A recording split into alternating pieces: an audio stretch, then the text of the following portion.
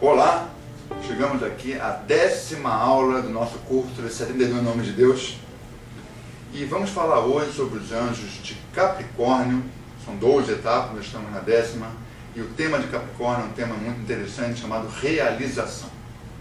Isso precisa ser entendido ainda mais no mundo que a gente vive hoje, que é um mundo que deturpa completamente essa palavra.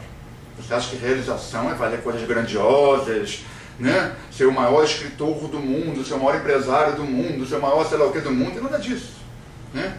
Realização, a gente poder produzir algo para a sociedade. Em algum momento o ser humano ele vive em sociedade, fazer alguma coisa que não seja só para ele, gerar alguma coisa, certo? E aí nesse momento a gente tem que entender que cada boa ação faz muita diferença. Porque a pessoa, eu sou dona de casa pode se realizar muito. Se ela faz com carinho aquelas atividades dela, cuida, sei lá, das crianças, do marido, dá um suporte para a família, isso pode ser muita realização. E de repente aquele que está com grande cargo numa empresa faz cheio de desejo de receber só para si, cheio de egoísmo, a realização não é a mesma. Então, esse é o ponto de partida para que a gente possa estudar. Vamos estudar através dos anjos de Capricórnio. O primeiro, a vocalização é Mabá, que fala do propósito fértil. Então, exatamente o que eu estou falando. Propósito fértil é uma coisa que não é o que o mundo da gente fala hoje. Não é você se destacar, tem umas pessoas, essa coisa da fama, né? Tão idolatradas, famosas, que vão atrás de famosos, que são os artistas. Tem que ter essas pessoas, acho ótimo, eles façam bons trabalhos, sejam conhecidos, mas não pode confundir isso com um propósito fértil para a sociedade. Certo? Na verdade, Mabá fala que sempre a gente se sente produtivo para o mundo, a gente tem um propósito fértil. Se você faz a sua meditação diária, isso já é um grande começo.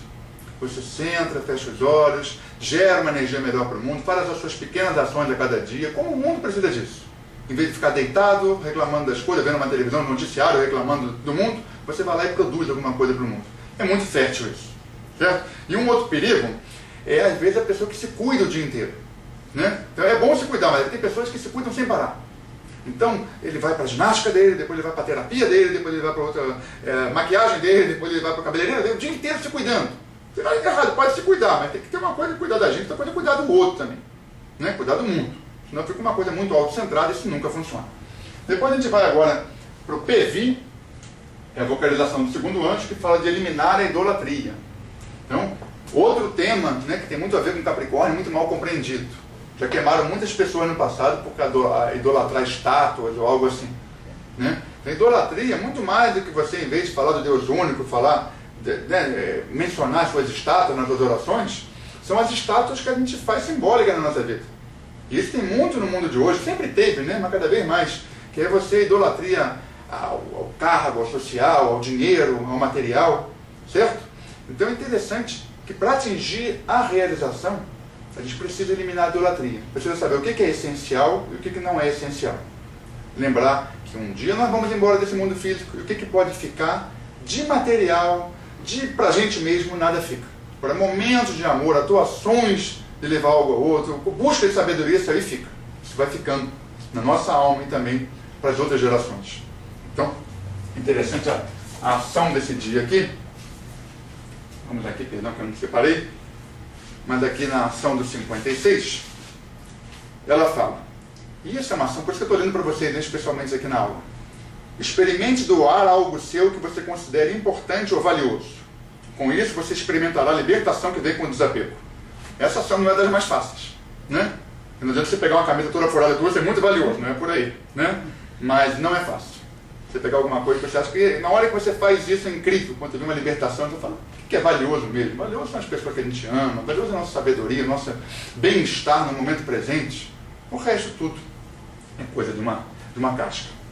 Vamos para o próximo então, e a gente está aqui, Nemim, a vocalização, ele fala da purificação. Purificação é um conceito muito interessante dentro da Kabbalah. O que é purificar? Muito mais do que todos os banhos de água que você possa tomar, de todas as rezas e orações que também fazem parte, é principalmente pensar na árvore da vida, que fica aqui atrás, tem uma aula que eu falei de árvore da vida, deixar a luz percorrer o nosso corpo, percorrer a nossa alma. Para isso a gente tem que se libertar do que sobra. A gente tem uma ideia, o ser humano em geral tem uma ideia que para ele ser feliz ele precisa de mais e mais coisas. A Kabbalah explica que é exatamente o contrário. Ele precisa de menos e menos coisas. Tem muita coisa sobrando. Certo? E essas coisas sobrando viram uma carga. Né? Imagina você andar no deserto com 15 malas no ombro. Não anda. Né? Então a gente precisa se libertar, não só de coisas físicas, materiais, pensamento que sobra, certo? Emoção que sobra, coisa guardada demais, precisa colocar isso para fora, e aí sim a gente purifica. Vamos para o quarto desse grupo de anjos, é o Ieial. E ele fala de remover as cascas da visão. Interessante que o grupo de Capricórnio fala de realização, mas fala do olho também na Cabalá, fala da visão, certo? E aí tem que entender que quando a gente está encoberto de cascas, fica muito difícil a gente pensar em focar em algo de real. A gente não sabe nem o que a gente quer. E que essas cascas, já falamos aqui de algumas vezes, antes, falamos nos livros também, mas tem que sempre lembrar disso. São cascas, né? Estamos aqui agora, a gente pode se olhar diretamente, né? Eu sou um ser humano de um lado, você do outro, cada um tem seus defeitos, suas questões, suas qualidades, mas muito mais do que isso, são seres humanos querendo luz, querendo fazer o bem, querendo evoluir nessa vida. Isso é a coisa mais verdadeira. A casca vão pensar, o outro é isso, o outro é aquilo, ele é rico, ele é pobre, ele é inteligente ou não é. Tem uma série de categorizações, bonito não é, uma série de categorizações que são cascas, são títulos que não levam a gente ao lugar mais evoluído. Então esse anjo aqui, ele ajuda muito nesse sentido, a gente poder remover a casca da visão e aí poder olhar a realidade de uma forma mais essencial, que faz muita diferença. Aí a gente pode respirar e entender o que é a realização. É diferente de quando a cabeça está a mil, você não sabe nem quem é você. Vamos ao penúltimo desse grupo de anjos, é o Harar. Tem um detalhe na vocalização, né? Porque Harar é bem diferente. Tanto na linguagem hebraica tem um outro sentido. Então é Harar. Leva um Rzinho fraco no final. Não é Harar, é Harar. Certo? E ele fala de reconectar com a fonte de luz. Então é interessante, porque que conexão é essa com a fonte de luz, né? Que possa que a gente chegar a algum estado de realização. É ilusão achar que o nosso eguinho chega, porque não chega. Só aquelas coisas perecíveis que você hoje se sente melhor, amanhã você já não é mais, certo? Não é por aí. Realmente, se sentir uma realização na existência, a gente precisa da ajuda da luz divina. Um episódio muito interessante aconteceu na Bíblia, parece, quando Moisés é eleito para realizar a missão dele, de tirar um povo, né, que é onde vão surgir os nomes de Deus para atravessar aquele mar, tirar o povo de uma dimensão para outra. Muito mais do que um povo, é uma ideia sair da escravidão para a liberdade. Naquele momento, ele não sabia o que fazer, ele falou, ele era humilde, ele falou, porque eu não sou, eu não posso fazer isso, quem sou eu para isso? E o Eterno fala para ele, eu estarei contigo. Isso é muito bonito esse episódio. Eu queria até comentar a ação do dia. Vamos aqui, que ela fala o seguinte, no dia que nós fizemos essa meditação, né? Ela fala, no dia de conexão com esse anjo, procure repetir, se possível, a cada hora a frase, sei de onde vem minha força. Isso é muito bonito, passar o dia inteiro, a cada meia hora, a cada uma hora, sei de onde vem minha força. Isso tira a gente completamente da dimensão do ego e realmente reconecta com a verdadeira fonte da luz.